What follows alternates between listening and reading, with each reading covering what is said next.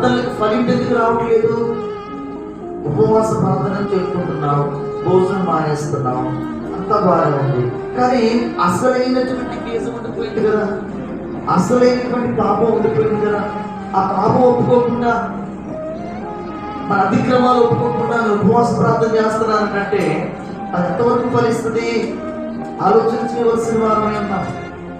ఉపవాస ప్రార్థన ప్రారంభించేటప్పుడు మొట్టమొదటిగా మనం చేసే ప్రార్థన ఏంటంటే పాపములు ఒప్పుకోవడం అంటే అందరేంటి?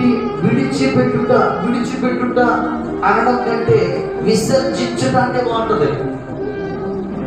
విసర్జించిన దాని వైపు మనం ఎవరు చూడడం కనుక పాపములు విసర్జించాలి.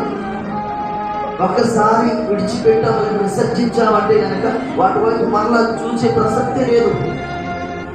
అందుకనే ఈ రోజున ఎవరితో అని మనం మాట్లాడ వచ్చిందనుకో, మళ్ళీ జీవితంలో వాళ్ళతో మాట్లాడమంటాం. అక్కడే పాపం చేస్తున్నాం, అక్కడే తప్పు చేస్తున్నాం. ఒక క్రైస్తవుడు అనవలసిన మాట కదండి.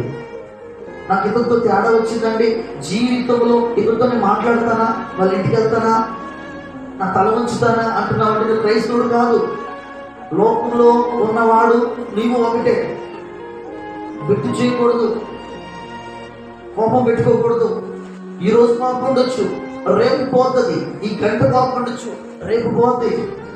కాబట్టి ప్రతి మానవుడికి కోపం సహజమే, కానీ ఆ కోపము ద్వారా పాపం చేయటం ముందు రేస్ అవ్వడం